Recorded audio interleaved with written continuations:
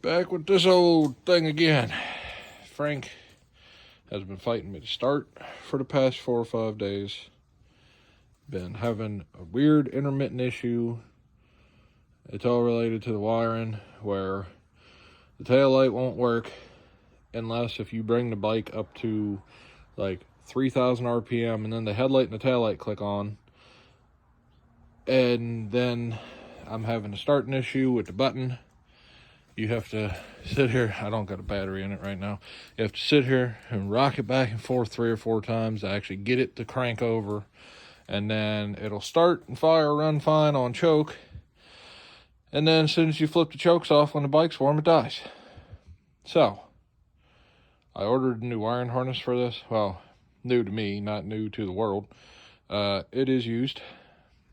So, right now I got battery on the trickle charger because that thing was dead as hell. Put my multimeter on it. And it said like 3 volts. And it's got a bunch of battery acid ran down the side of it. My shop is not heated, so I really hope that last night at 17 degrees, the battery didn't force out all the battery acid. Yeah, because when I came in here this morning, clicked the key on, hit the start button, and it just went, "Dah," so. And then a couple of clicks, and that was it. Put the jump on it to see if I can get it to crank over and start up, because I got to pull the tank off and the headlight back off to get to all the wiring harness. Couldn't do that either, because I just wanted to burn up a little bit of fuel that was in the carbs, kind of warm everything up a little bit. Plus, it'd be a nice thing to keep my hands warm, but it's not. Molly's outside, and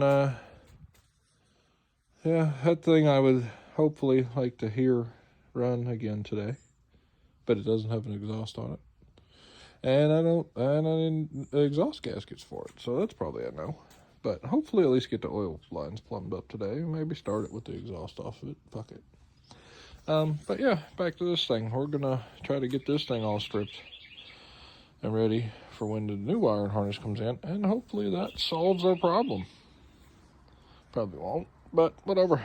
I know the stator's good, because I jumped this thing the other day, and as soon as the battery was dead, as soon as I took the cables off, the bike ran perfect. I mean, you could sit here and give it throttle all day long.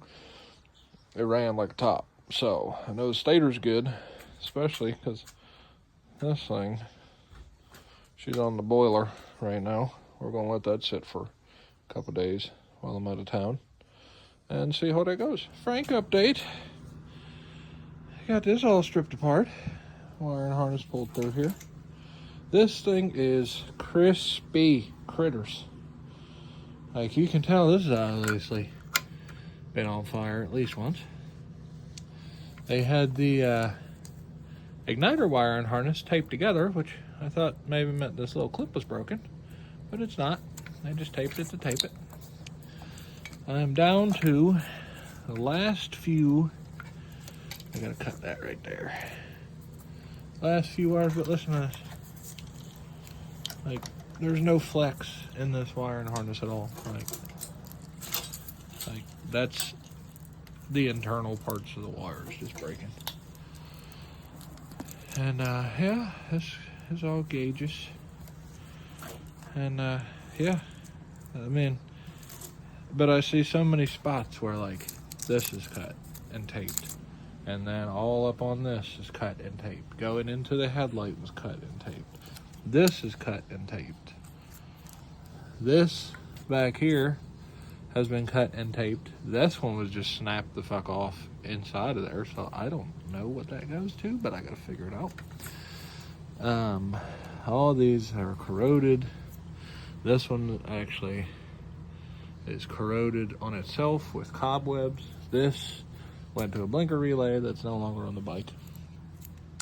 These are the ones that I'm just setting off to the side so that they're out of the way of everything, so that they don't get snagged on nothing and get yanked. I gotta pull you down. Come on now. A little bit more. Here we go. Here we go. Come on. Get out. Get out there. There we go. Okay. And this little plug, which goes to the oil pressure sensor, I believe, or the gear selector, because this bike was fully nice loaded at one time. Had one of the first bikes to have a gear selector on it, one of the first bikes to have a fuel gauge on it. But yeah, I'm gonna keep working at this and see how it goes. Okay, got the wire and harness out, sitting over there. That thing is crispy like it's been on fire a few times. Whoever had this thing before me just got super weld happy. That's not supposed to be there. That makes this impossible to get to. They welded on the rear fender to the frame of the bike. Like, I can't get that off. I'm still planning on just sawzalling this off. I drained the oil, which was 2 quarts over full. Because this thing only takes it's like 2 1/4 quarts, 2,400 milliliters.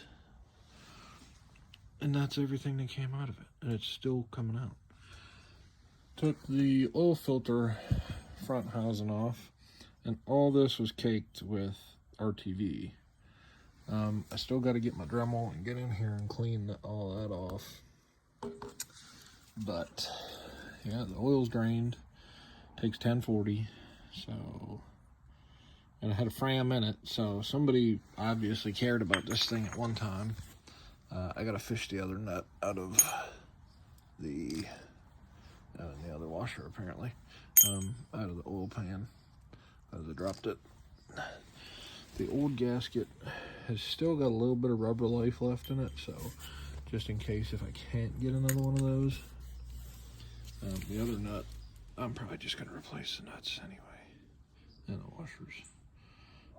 But the filter spring is actually in really good shape, so it was building good oil pressure.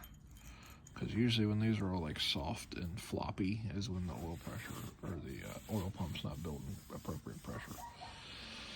But that's pretty much at a stopping point till I get that harness in. So this thing will be on here at some other times. You know, don't you hate it when you set a tool down, you can't find it, and then you think you lost it, so you grab a different tool, and then you find it. This was the ratchet and extension I was looking for to pop the filter cover off. So, but anyway, yeah, that's pretty much it for today. It's kind of chilly here in Virginia, so, but yeah, that's about it. I got the battery on boil over here, which she's sitting at 75%. I don't think she's gonna come back around though, and yeah, when I get the new wiring harness in, this will be back on the fix-it list.